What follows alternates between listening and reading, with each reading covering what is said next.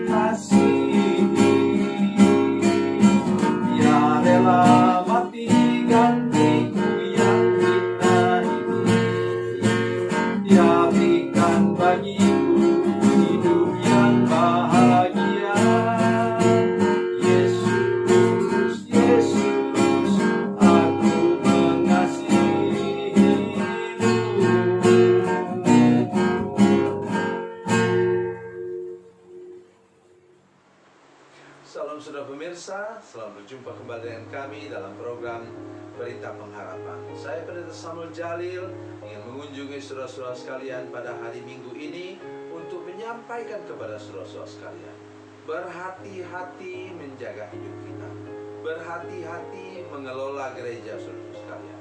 Kenapa?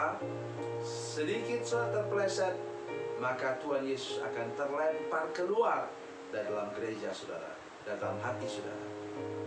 Mungkin sudah kaget mendengar berita ini. Tunggu saja sebentar, saya akan sampaikan seluruh kebenaran firman Tuhan ini. Sebelum mendengarkan firman Tuhan, mari kita berdoa. Bapa, dalam nama Yesus kami datang kepadamu Tuhan, minta anugerah dan pertolongan Tuhan. Kepada para pemirsa Tuhan, kami berdoa supaya Engkau menolong mereka, supaya mata mereka dibukakan, dibasuh dengan darah Yesus untuk melihat tayangan ini, dan telinga mereka dibasuh dengan darah Yesus untuk mendengar dengan baik apa yang hamba sampaikan. Berkati kami sekarang Tuhan, dalam nama Yesus. Haleluya, amin. Mari kita memperhatikan firman Tuhan dari Perjanjian Baru, dari kitab Wahyu pasal 3. Wahyu pasal 3 ayat 14 sampai ayatnya yang ke-22. Ayat 14 sampai 22, tapi kita hanya membaca satu ayat saja. Kata firman Tuhan dalam ayat 20, Wahyu 3:20, demikian firman Tuhan. Lihat, aku berdiri di muka pintu dan mengetok. Jikalau ada orang yang mendengar suaraku dan membukakan pintu, aku akan masuk mendapatkannya, dan aku makan bersama-sama dengan dia, dan ia bersama-sama dengan aku. Katakan amin. Saudara sekalian, Yesus mengetuk pintu gereja. Gereja namanya Laodikia. Ingat saudara sekalian, kitab Wahyu sebenarnya surat kepada 7 jemaat. Ya. Salah satu yang terakhir disebut adalah jemaat Laodikia. Apakah masuk akal Tuhan Yesus mengetok pintu gereja? Saya ingin menyampaikan sedikit latar belakang dari gereja pada masa itu. Kitab Wahyu tulis pada waktu tahun 100 Masehi. Dan ingat bahwa gereja baru diakui sebagai agama negara pada tahun 313 di bawah pemerintahan Kaisar Konstantinus. Keluarlah Edikt Milan atau Edik Milano pada tahun 313, sehingga waktu itu tidak ada lagi penganiayaan terhadap orang percaya. Tetapi pada waktu ini, kenapa saya jelaskan itu saudara-saudara sekalian? Karena kalau orang pada waktu menjadi Kristen, dia menjadi Kristen yang serius.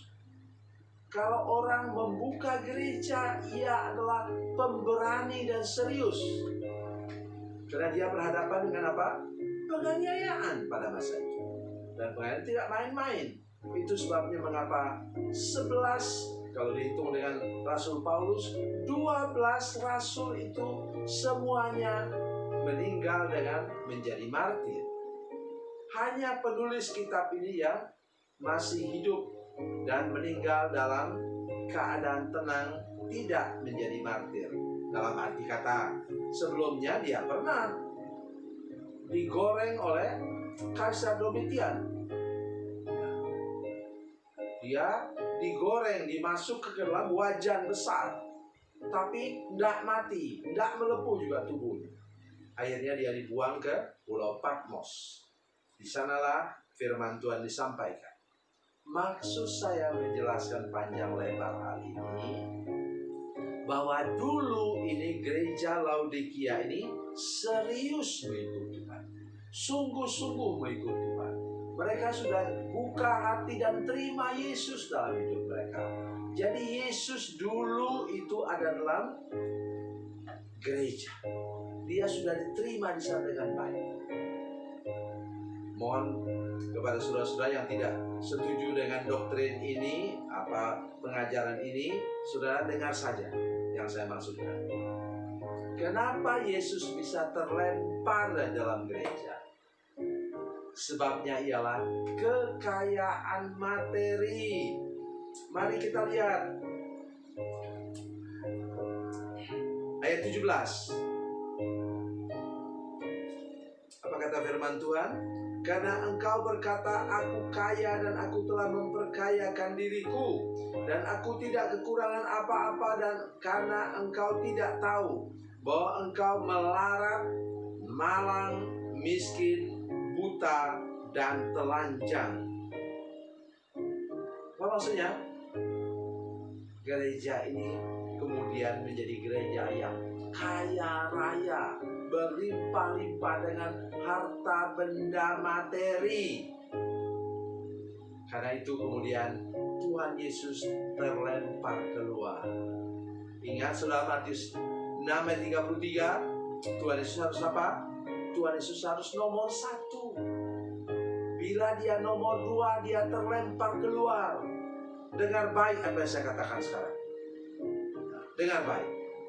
Tidak boleh ada yang mengalahkan Yesus pada tahta hati saudara. Dia haruslah menjadi Tuhan yang nomor 1. Dia yang bertahta di sana. Bukan juga ego saudara sekalian.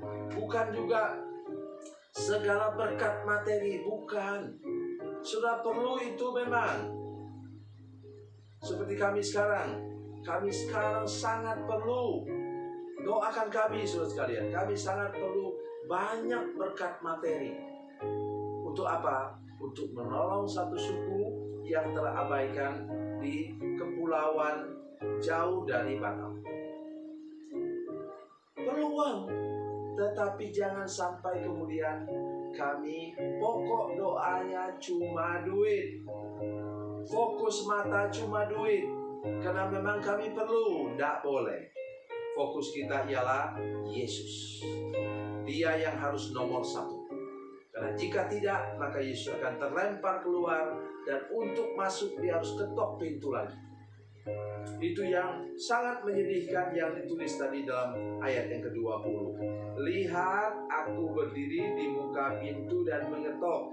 Kenapa kata lihat di sini? Karena mereka katanya tadi ayat 17 apa? Malang, miskin, buta, dan telanjang. Sudah tidak bisa lihat lagi Yesus. Mari perhatikan betul ayat ini. Aku berdiri di muka pintu dan mengetok.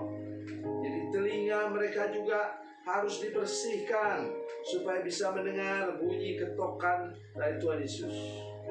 Kadang-kadang saya berpikir Tuhan Yesus ini terlalu sopan juga ya. Kenapa dia nggak dobrak aja pintu? Kasihan kan, orang itu sudah buta, miskin, buta telanjang, tetapi tidak. Kenapa? Yesus katakan apa? Belajarlah kepadaku karena aku lemah lembut dan rendah hati. Dari mana ayatnya? Dari Matius pasalnya yang ke-11 ayat 28 sampai 30. Jelas itu saudara sekalian. Dia Tuhan yang lemah lembut, karena itu dia mengetok pintu hati saudara-saudara sekalian. Dan bukalah hati kita dan terimalah dia masuk dan tinggal kembali dalam hati kita. Jangan menyia-nyiakan dia. Kesempatan tidak datang untuk dua kali. Oleh karena itu, mari kita merendahkan diri, abaikan semua yang lain, nomor satukan lagi Tuhan, utamakan dia. Bangun pagi, ada istilah begini, bangun pagi jangan cari sendal dulu, berlutut dulu, berdoa dulu, datang kepada Tuhan. Nanti sudah rasa kalau sudah tua seperti saya, itu begitu bangun pagi itu semua badan letih lesu, pegal linu di mana-mana. Tapi saya harus katakan, bangun pagi, saya mengabaikan semua rasa sakit dan saya katakan, selamat pagi Tuhan Yesus. Terima kasih Engkau sudah membiarkan saya hidup dan selamat sampai sekarang. Tuhan Yesus memberkati, Tuhan Yesus baik. Mari kita berdoa. Bapa, dalam nama Yesus kami datang kepadamu Tuhan. Bawa hidup kami ke dalam tangan Tuhan. Terima kasih karena Engkau masih berkenan tinggal dalam hati kami. Tuhan, tolong kami supaya kami cepat sadar bila kami mulai menomorduakan Engkau. Engkau nomor satu dalam hidup kami. Engkau Raja dan Tuhan dalam hidup kami. Engkau Juru Selamat satu-satunya bagi kami. Terima kasih Tuhan. Terpujilah nama-Mu dalam nama Yesus. Haleluya. Amin.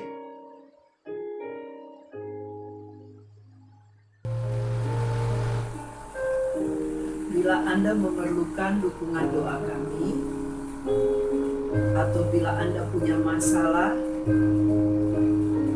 yang ingin didoakan, silakan menghubungi nomor telepon kami 0812 7661 1125. Dan bagi Anda yang berada di luar negeri, silakan menghubungi +62 812 7661 1125. Tuhan Yesus memberkati, Tuhan Yesus baik.